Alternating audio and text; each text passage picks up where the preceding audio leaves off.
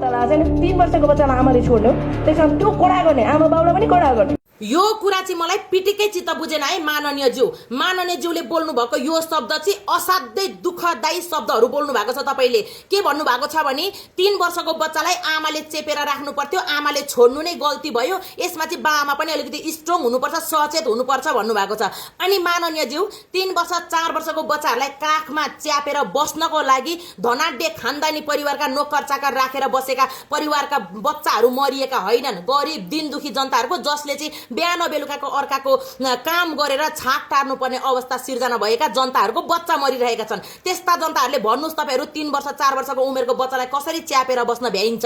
बच्चा च्यापेर बस्ने हो भने बिहान बेलुका मुखमा माड कसले लगाइदिन्छ? हामी दिन दुखी गरिब जनताहरूको यो कुरा बोल्दाखेरि अलिकति ध्यान दिएर बोल्नु पर्ने हुन्छ। तपाईको यो शब्द मलाई कति पनि चित्त बुझेन। हामीले सुत्केरी भएको 3-4 महिना नपुग्दैखेरि घाँस दाउरा मेला पात गरेर हुर्काएका बच्चाहरू छन्। हामीलाई बच्चाहरूलाई 4-5 वर्षसम्म च्यापेर बस्न 6 महिनासम्म म सुत्केरी नै हो भनेर बस्नको लागि त्यति धनाढ्य खानदान परिवारका व्यक्ति हामी परेनौं। हामी भनेको ज्याला मजदुरी गरेर बिहान बेलुकाको छाक टारेर आफ्नो बालबच्चाहरूको पेट पालेर बसेका बाआमा हौ। यस्तो शब्द बोल्न तपाईहरुलाई अलिकति पनि लाज लाग्दैन?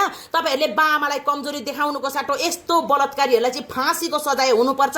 हाम्रो देशमा जबसम्म फाँसीको कानुन हुँदैन, फाँसीको सजाय हुँदैन, तबसम्म दिन प्रतिदिन यस्तो घटना घटिरहन्छ भनेर त्यो अपराधी बलात्कारीलाई फाँसीको सजाय दिने कानुन बनाउनुको साटो उल्टै बाआमालाई दोष दिनुहुन्छ तपाईहरु। एउटा सदनमा बसेर माननीय जस्तो व्यक्ति जनताले पठाएर के रे रोजेर पठाएको माननीयहरूले बोल्नुपर्ने शब्द यही हो। मलाई चाहिँ तपाईको शब्द चित्त बुझेन, कति पनि चित्त बुझेन। चित्त बुझेको छ कि बुझेको छैन साथीहरु कमेन्ट गर्नु होला। मलाई चाहिँ चित्त बुझेन।